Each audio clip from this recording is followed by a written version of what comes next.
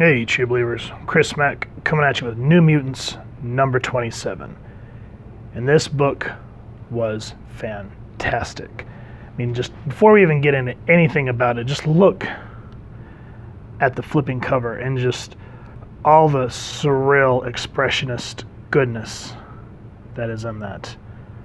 That's one thing that I feel, and this is my opinion, let me know what y'all think, but it feels like when Claremont teamed up with, Bill Sienkiewicz, this book took off like gangbusters because we got so many classic stories, not just in storytelling, but in visual art as well. Think about it. The first kickoff arc that they did was the Demon Bear arc. And in the midst of that, they introduced Warlock. Directly after, starting with issue 26, the first appearance of David Haller, we get the Legion arc. This is the second appearance of Legion. And I just love it. Love this artwork. You do not see stuff like this very much anymore, as where this was like common in the 70s, 80s, and I miss this type of quality on books. Now, before we get into any of this goodness, the print date on this book was May 1985. Chris Claremont writing, Bill Sienkiewicz artist, Tom Orzanowski letter, Glynis Wine, or Glynis Oliver, I'm not sure at this time, colorist, and Nasanti editor, Jim Shooter, editor-in-chief. All-star cast.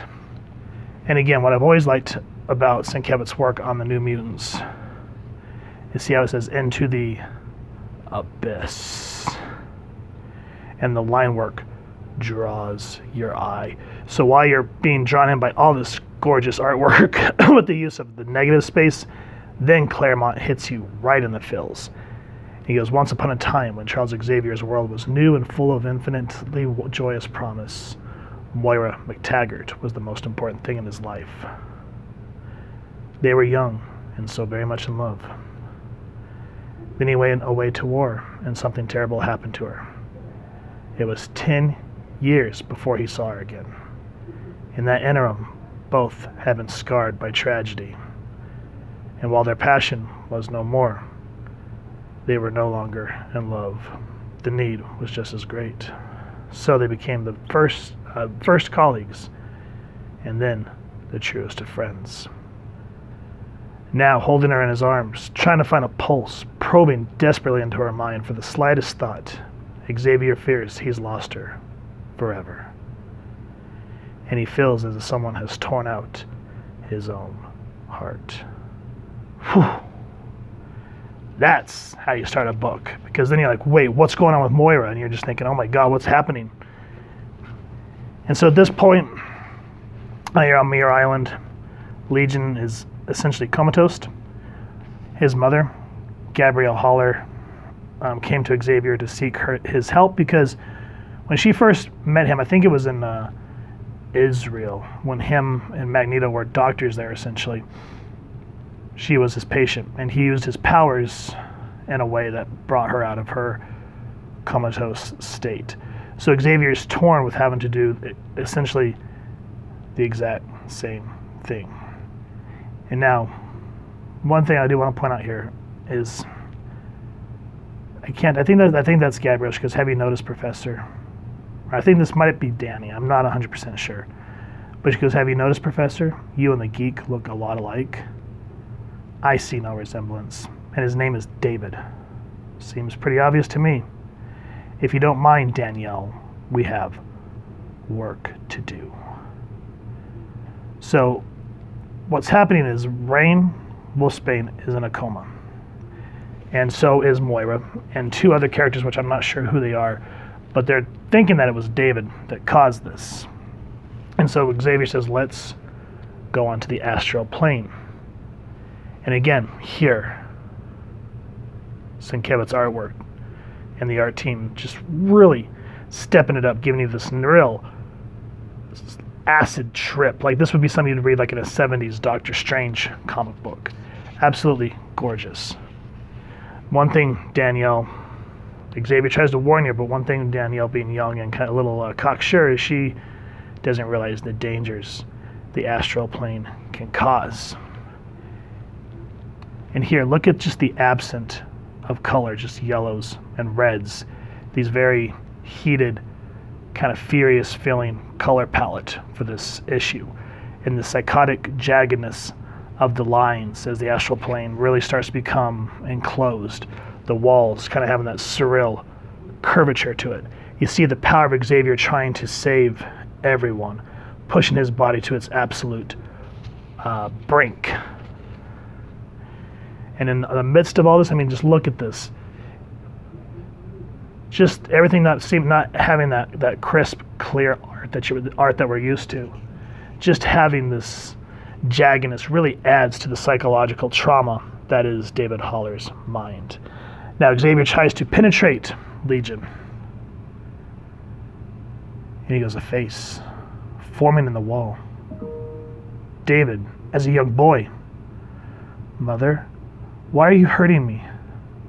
He's calling to Gabby. He's in agony. I'm sorry, truly, David. I would stop if I could. No more hurting, please. Make the badness go away. Help me, save me. Father. Me? He's yelling at me. He means me. This is Gabby's secret. The boy sees it in her thoughts, and I in his. David Haller is my son. So this is where we first find out about this revelation, and just the look on Xavier's face. And it makes him pause and hesitate, which in the astral plane makes him lose his friends further down the wormhole of David's mind. And then again, look at this. Just the absence of detail and the line work. I mean, just look at this. It'll look like something you just kind of sketch on a notepad, but Sienkiewicz knows how to make it look more detailed, but not to, you think, oh, I could do that on a coffee napkin. But no, the detail here. And then these three faces that are in David's mind speaks to Xavier. Them's the breaks, partner. Comes with the territory. Beware, Effendi, beware your lives, and the boys are in deadly danger. Merciful Allah. They hear but do not understand. Who cares? It's better this way, Kind of lame seeing the same faces all the time. Be good to bring in some new blood to play with. Who are you? You got the education, Professor. You tell us. We are many, so call us Legion. So this issue is the first time that this name is used on David Haller. And again, just looking at this, what's one thing about Sienkiewicz is I love the way he always does Warlock, just this very contorted, shadowy figure. And then this, when I flipped the page and I started reading this, I went, whoa. Because this kind of reminds me of the opening of the Akira comic when that bomb goes off in Neo-Tokyo or whatever it is. And just that black space. Just absolute gorgeous work. And again, we get into this war that's in David's mind, which looks like Eastern Germany during World War II. And look at the tanks, how they look almost humanoid. Again, blood reds, dark blacks. Even the absence of colors on the individuals we meet. We meet this Arab, who we find out was an assassin leader that was trying to kill, I believe it was, what's his name? It was either he was trying to kill David in real life or he was trying to kill his mom. I can't remember. But everyone's saying that the Arab got sucked into David's personality. Remember those three faces that we talked about a minute ago, because we get him, Jack Wayne. Howdy, Professor. Heard a lot about you. Real pleasure to meet you at last. I'm Jack Wayne. The big man's grin is infectious, and in spite of himself, Xavier warms to him. Jack's much like the kind of man Xavier yearned to be when he was a boy. A devil may care rust about adventurer, and it flattens him to see his son has similar dreams. And so we've seen the Arab, we've seen Jack, and later we're introduced to, Cindy. I was like, what's her name? She kind of reminds me of the 90s Superboy. You come to find out that each personality, because David has multiple personality disorder, each personality holds one of his powers. So telekinesis, pyrokinetic, and then there was another one. I think it's telepathy. I'm not 100% sure. But she's the hothead, which really adds to her having that kind of power. And she goes, watch out how you talk to me, Lady Doc. I'm one of those powers.